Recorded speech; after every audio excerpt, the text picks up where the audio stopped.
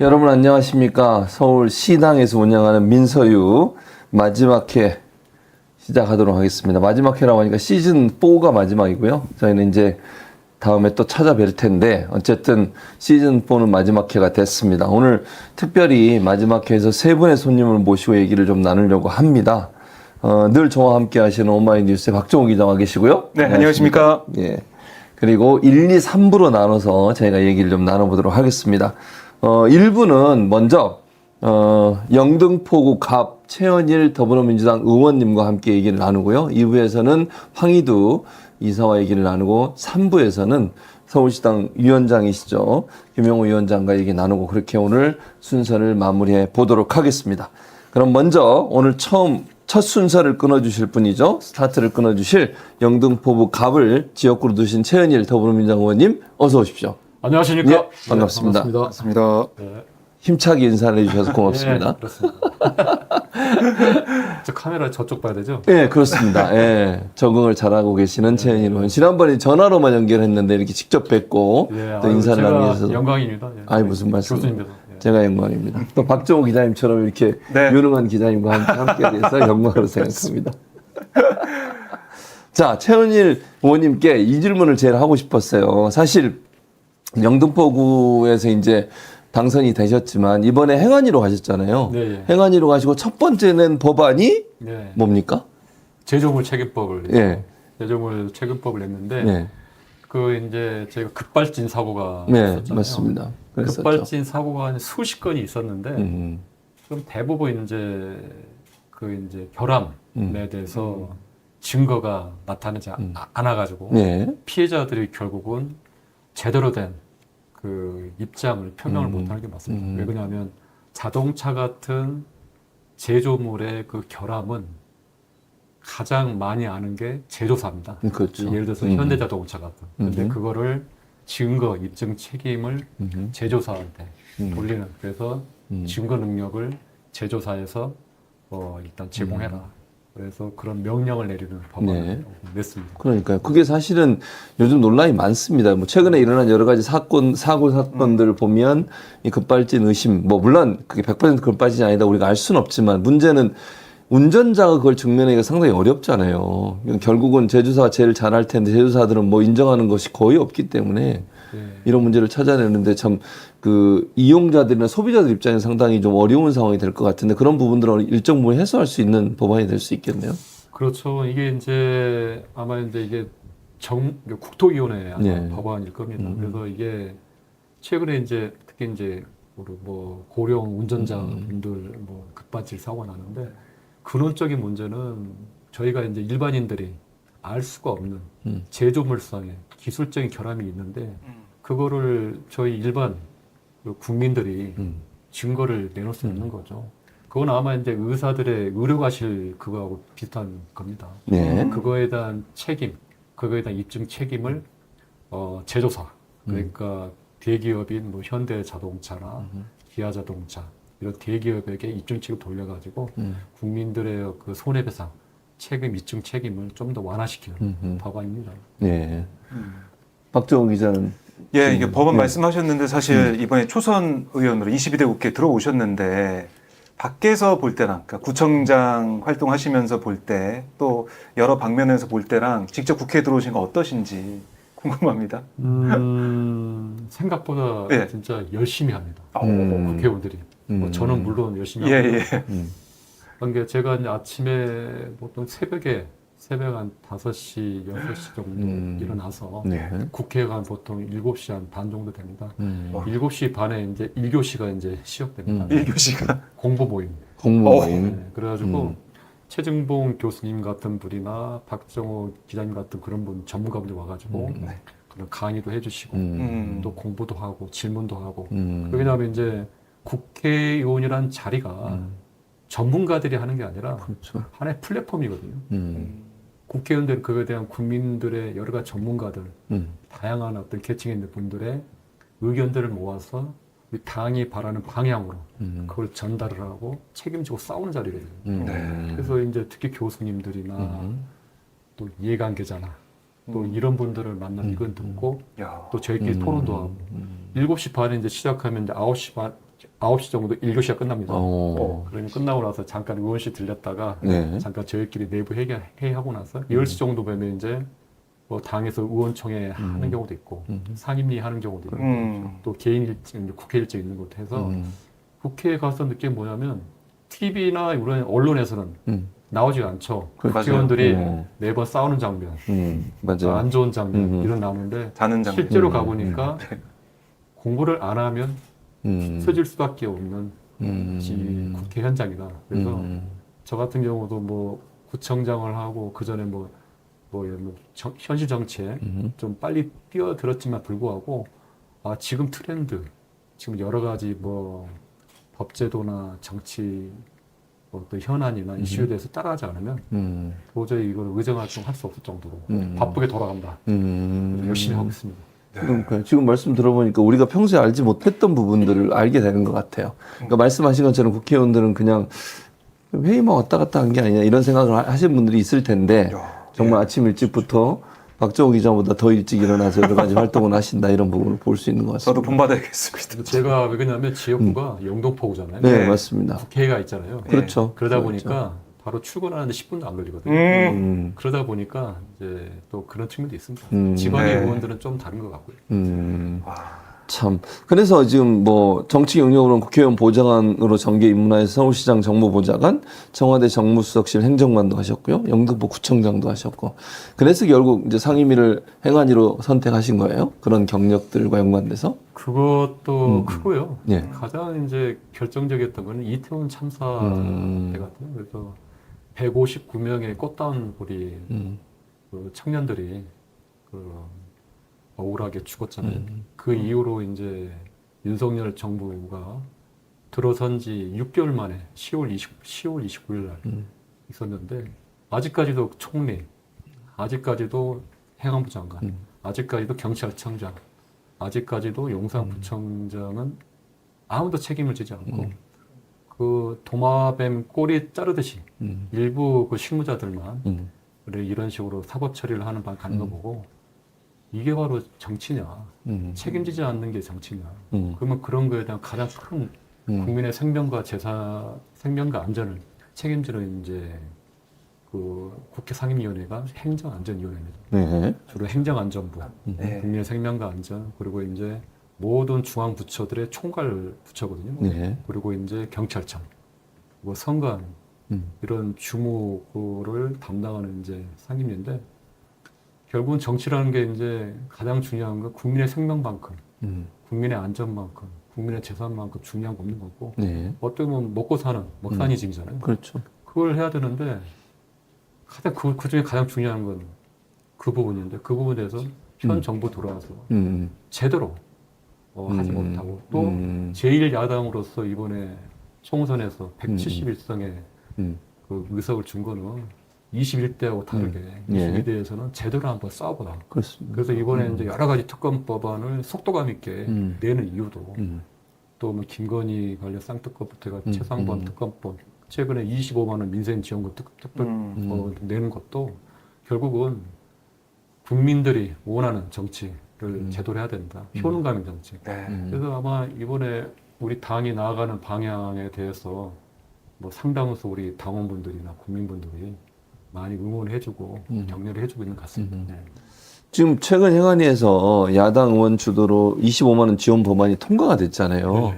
이 법안 같은 경우 이제 목사님 연관돼서 늘 말씀을 하신 거고, 그리고 민생 지원 자금으로 이제 우리가 인정을 해야 될 텐데, 그 당시에 법사위에서 이제 국민의힘 의원들은 다 반대하고 이랬을 텐데 처리된 과정이 어떻게 과정이 있었습니까? 그러니까 이제 이거죠. 이제 예전에 코로나19 가장 우리가 민생 그 경제 위기 때 코로나19 때 재난지원금을 그랬었죠. 그때 한 13조에서 15조 정도를 우리가 이제 뭐 신용카드, 현금카드, 체크카드 또 뭐 그러니까 지역사랑 상품권도 해가 줬는데 결국 뭐 KDI 등 국책기관이나 대부분 뭐 유수 뭐 기관이나 또 언론에서도 25%에서 45% 정도의 효과가 있었다. 이제 진작 효과. 그게 없었으면 상당히 힘들었었거든요. 그러고 나서 또 한 번 재난지원금을 줬고요.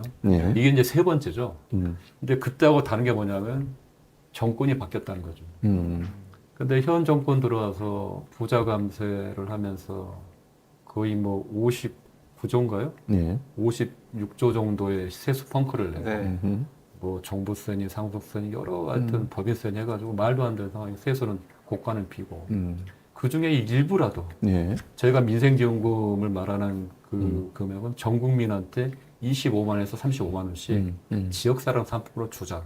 그리고 그거를 3개월 내에 소진할 수 있게 하자.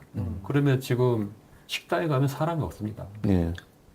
그리고 지금 뭐 자영업자분들이 폐업하는 것도 거의 100만 명이 육박할 정도고요. 또 저성장에 이게 솔직히 말하면 뭐 거의 곡소리가 나오고 있는데 네. 그러면 13조에서 한 18조 정도의 재난지원금, 민생지원금을 주고 나서 소비 진작을 해서 자영업자와 중소상공인들의 먹고 사는 문제 그리고 소비 진작을 하자. 그리고 취지고 그건 이미 2차례 해가지고 이미 증명이 됐고 전 세계적으로도 이런 방식으로 하고 있다는 겁니다. 네.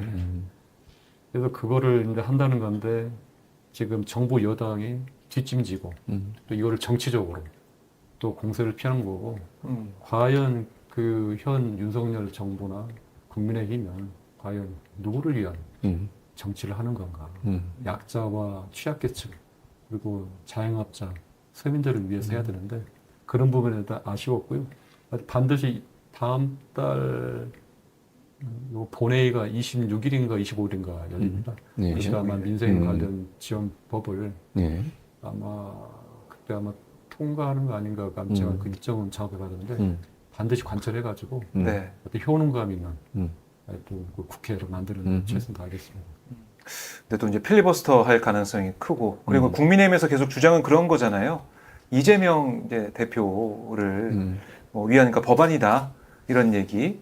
그리고 김건희 특검법을 비롯한 여러 특검법을 얘기를 해도 이거 이재명 방탄이다 이런 얘기를 계속해요. 그런 주장을 펼치고 있으면서 국회에서 여러 가지 뭐 협의나 협조를 안 하고 있는 그런 모습인데 이런 국민의힘 주장은 어떻게 보고 계십니까? 이런 정권은 처음 봤죠. 아니 이재명 대표나 가족에 대해서 수백 건, 수천 건의 압수수색과 아마 전 세계에 유례가 없는 겁니다. 그것도 제1야당 그 대표이자 네. 또 직전 대선 유력 후보였습니다. 근데 그런 식으로 정치 보복하는 게 어디 있습니까? 조국 전 법무장관 케이스는 거의 집안 자체를 풍지박산 낸 거 아닙니까? 네. 그리고 이번 때 조국 혁신당 거기에 또 어떻게 보면 기회를 준 거 아닙니까? 정의롭지 못하다는 거죠. 그런데 본인 장모 최은순 씨. 최은순 네. 씨와 또 부인 김건희 여사 보셨잖아요. 최근에 그 서울중앙지검에서 황제 조사를 하고 네. 어떻게 보면 또 들어갈 때 또 휴대폰까지 또 내놓고 또 조사를 했다는 거 아닙니까? 맞아요. 그래서 이런 말도 안 되는 상황이 상식 밖의 일이 거의 그냥 버젓이 결국은 이거를 막아내고 균형을 잡는 건 결국은 정치 역할이고 중심에는 이재명 당대표 중심으로 좀 싸워라. 그래서 이번에 171석을 국민들이 압도적으로 준 이유가 저희들도 물론 부족하죠. 그렇지만 현 정권의 무지막지한 저 모습에 대해서는 민주당밖에 없다. 지금 언론도 또 여러 가지 권력이나 이런 측면에서 제대로 싸워줄 사람이 누구겠습니까? 그래서 이번에 민주당이 이재명 당대표 중심으로 법안을 민생지원법 그것도 한 것도 당론을 한 거예요. 그거를 어떤 특정 어떤 그런 식으로 생각하면 안 될 것 같고요. 네. 그래서 만약에 국민의힘이나 그 윤석열 정부가 제대로 먹고 사는 문제를 해결하고 또 제대로 정치를 했더라면 우리가 그런 법은 안 내죠.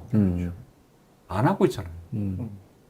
그래서 그런 부분은 저희가 단호하게 싸울 거고요. 네. 그러니까 국민의힘이나 윤석열 정부는 처절하게 반성을 해야 됩니다. 자, 의원님은 서울 지역 최연소 구청장으로 4년 동안 영등포 구청을 이끌어 오셨는데 그때 구호가 탁 트인 영등포예요. 무슨 의미인지도 궁금하고 슬로건이 그때 성과 좀 손에 꼽는 성과가 있다면 어떤 것들이 있을까요? 탁 트인 영등포라는 네, 네. 이게 슬로건이 예. 아마 전국에 있는 지자체가 200안 사업시켰는데 예. 거기서 예. 홍보 슬로건 평가에서 1등을 했다. 아, 그래요? 그래서 오. 탁 트인 영등포. 예. 탁 트인 듣기만 해도 영등포. 탁 트여야 되잖아요. 탁 트인 영등포. 근데 왜 그러냐면 영등포구가 이제 서울에서 3대 도심 중 하나입니다. 네. 광화문 중심, 네. 강남 중심, 영등포 중심. 네. 영등포구는 한강 이남에서 서남권의 서남권의 그 종갓댁인데 예. 여기가 과거에 이제 1970년대 대한민국의 중공업, 대한민국의 어떤 그 공업 발전, 그 경제 발전 이끈 한강의 기적을 이끌었어요. 영등포가 쉽게 말하면 그 당시에는 한강 이남이 다 영등포였어요. 맞아요. 서초, 강남까지. 구로공단도 영등포. 당시에는. 그러다 보니까 이제 2000년대 들어와서 이제 탈규제, 예. 탈규제, 그거 탈수도권 하면서 이제 어떤 구도심, 노후화, 또 지역 발전, 그리고 여러 가지가 이제 모색되는 상황에서 영등포구를 한번 제대로 바꿔보자. 제가 2018년도에 민선 7기 구청장 될 때 탁트인 영등포, 영등포역 앞을 중심으로 해서 예. 영등포의 수많은 난제들을 제대로 바꾸겠다. 노후한 도심을 아주 살기 좋은 세련된 도시를 만들겠다. 그래서 제가 있는 동안에 나름대로 성과를 냈고요. 그중에 가장 많이 아시는 게 영등포역 앞에 100여 개 달하는 불법 노점을 대화와 설득으로 깨끗하게 그분들의 요구도 들어주면서 또 주민들이 바라는 그 쾌적함 그리고 보행의 지장이 없고 가장 중요한 거는 영등포구의 이미지를 업그레이드까지 했죠. 그래서 아마 타 지자체에서도 가장 모범적인 혁신 행정 사례. 그 당시 이재명 대표께서 연락 주셔가지고 그 당시 경기도지사 하셨잖아요. 예, 그 당시 그랬죠. 계곡 정비를 했었어요. 맞아요. 계곡 정비했었죠. 그거하고 좀 비교를 했었어요. 이재명 대표는 계곡 정비를 하시고 네. 저는 이제 영등포역 앞에서 불법돈 정비해가지고 혁신 행정의 한 사례였다. 예, 그런 얘기, 그런 사례가 좀 생긴 에피소드가 있었어요. 박정우 기자도 영등포구에 살지 않나요? 저는 양천구에 삽니다. 목동 사람들 자랑하는 아직 양천구에 산다는 거. 박조 기자님도 예. 여의도 가실 때 항상 영등포구를 지나셔야 되잖아요. 그럼요. 네. 제가 지나가고 버스 탈 때도 영등포 구청 항상 바라보면서 버스를 타고 집에 갑니다. 그래서 영등포 구청 한번 바라보고 있었고요. 그래서 그러다 보니까 영등포 구청의 그런 이 구정을 이끌면서 예. 혁신적인 아이디어를 가지고 국회로 들어오셨기 때문에 기대가 더 큰 것 같고, 그리고 이번에 이제 제가 총선 때 기억에 남는 게 이재명 대표가 그 선거 사무실에 방문해가지고 같이 거기서 뭐 응원하고 말씀하시고 같이 지하 상가를 걸으면서 같이 빵도 드시고 그러면서 쭉 걸었던 그 기억도 나네요. 그러니까 그만큼 이재명 대표와 함께 지자체 때부터 함께 이제 합을 좀 맞춰온 그런 모습 볼 수가 있었습니다. 그래서 국회에서의 어떤 앞으로의 의정 활동에 대한 기대도 큰데 개원식 아직 못했단 말이죠. 이거 좀 네. 초선 의원들 입장에서는 좀 아쉬울 것 같아요. 개원식은 큰 의미가 없는 것 같고요. 네. 뭐 개원식은 어떤 중요한 거는 국민들한테 실질적인 효능감과 성과를 내는 국회가 돼야 되고 지금 민주당은 뭐 개원식의 형식적인 어떤 그런 세레모니가 중요한 게 아니고 네. 우리가 본회의에서 네. 제대로 우리가 싸우고 또 이거 대통령이 뭐 틈만 나면 이제 거부권 행사하는 거 아니에요? 그러니까. 네. 그러한 것을 우리가 이제 극복할 수 있는 바로 재의결, 특히 최상범 특검법이 이제 아마 재의결 이제 한번 그 기회가 한번 온다는 거예요. 네. 네. 그렇죠. 반드시 관철을 해가지고 정의와 상식이 통하는 대한민국 정치를 만드는 게 우리 민주당의 급선무고요. 무엇보다도 먹고 사는 문제, 네. 민생지원금 반드시 관철하고요. 또 이 윤석열 정부의 진짜 무도하고 또 국민을 진짜 아나무인하는 이런 정치 행태를 단호하게 견제해가지고 이제 민주당이 제대로 싸우는구나, 민주당이 제대로 해내는구나. 2020년도 지방선거와 2027년 대선에서 역시 집권 여당이 될 자격이 충분하다. 그런 인식이 있어도 열심히 싸우겠습니다. 그래서 어쨌든 이제 영등포 갑의 이제 지역구 의원이 되셨어요. 그러니까 지방 행정을 책임지던 분에서 이제는 이제 좀 더 중앙 정치에 와서 그래도 영등포구를 위해서 일을 하셔야 되는 거잖아요. 꼭 의정활동 하시면 영등포구 관련해서 이런 사업들 또 이런 정책들은 반드시 하고 싶다. 이런 계획이 있으세요? 는 많은데 이제 예. 초선으로서 제일 중요한 건 폐기와 소신인 것 같고요. 예.